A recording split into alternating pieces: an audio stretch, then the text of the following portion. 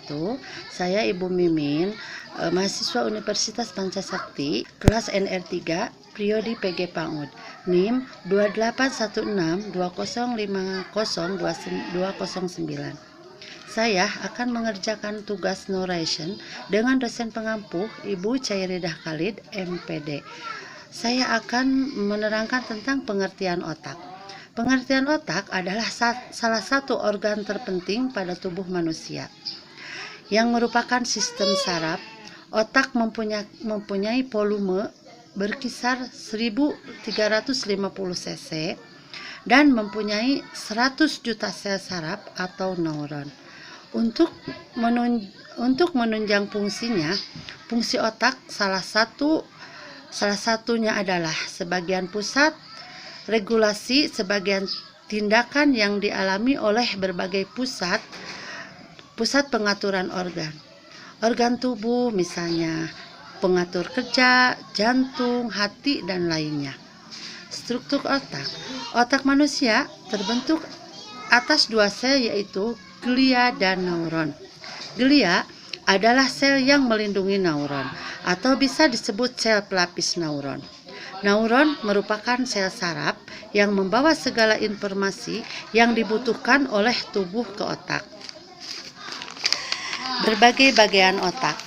Bagian otak secara umum, otak terbagi 4 bagian, yaitu otak besar atau cerebellum, otak kecil atau cerebellum, batang otak atau brain system, dan sistem limbik.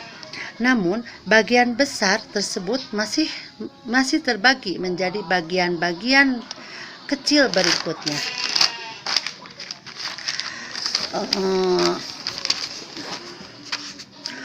Otak besar atau cerebellum sesuai dengan namanya, yaitu otak besar. Otak besar merupakan bagian terbesar pada otak. Otak besar merupakan bagian yang membedakan antara otak manusia dan binatang. Dengan otak besar, manusia mampu berpikir, mengendalikan pikiran, berbicara, mengingat, dan bahkan berbicara. Kecerdasan seseorang juga turut diukur berdasarkan kemampuan otak besar.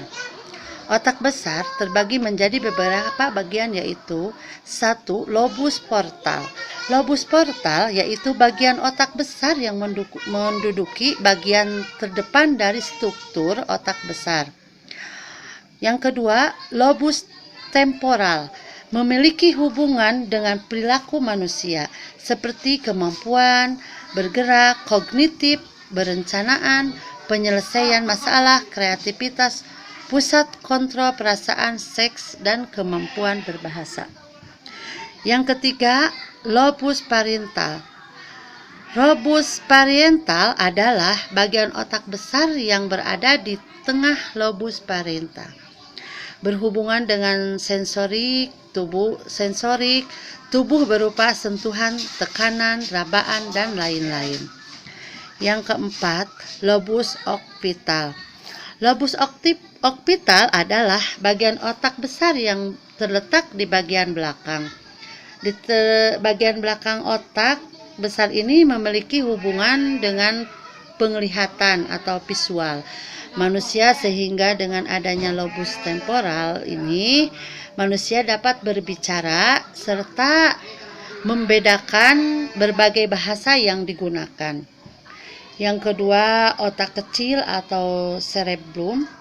Di bawah lobus occipital atau besar, di bawah lobus occipital atau otak besar, tepatnya di bagian belakang kepala dan berhubungan dengan bagian atas, otak kecil memiliki hubungan dengan fungsi gerakan.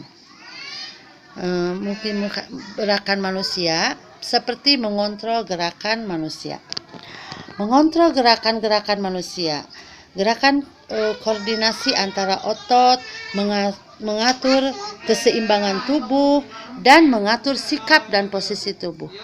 Tanpa ada otak kecil, gerakan manusia menjadi tidak koordinasi dengan baik, sehingga mengakibatkan seseorang tidak menggunakan otak-otaknya untuk melakukan aktivitas. Yang ketiga, batang otak. Batang otak adalah bagian yang memiliki peran penting layaknya otak besar. Dan otak kecil, batang otak berada di leher bagian atas dan memanjang hingga sampai ke sumsum tulang belakang manusia.